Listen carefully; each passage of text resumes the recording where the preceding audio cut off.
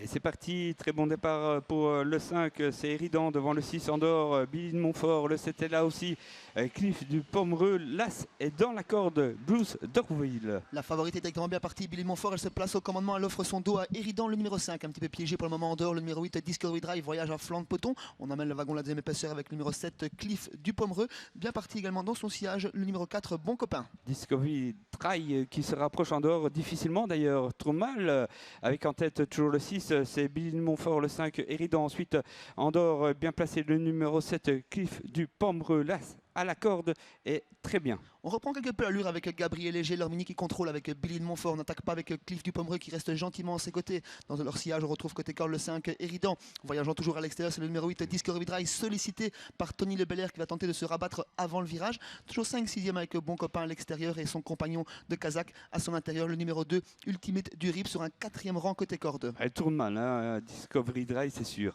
Avec en tête toujours repris Billy de Montfort, le 5 ensuite Eridan.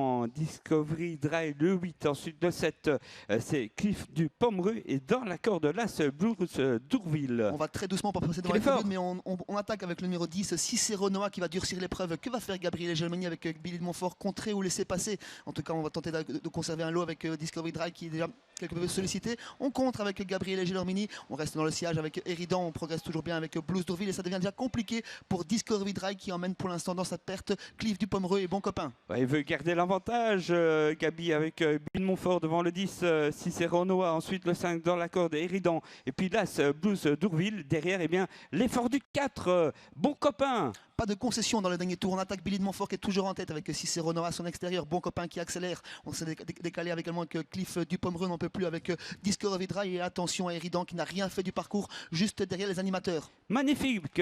Bon Copain qui attaque maintenant. Il tente d'attaquer en tous les cas Billy de Montfort. Super. Le 6, le 4. Ensuite derrière l'As débouché.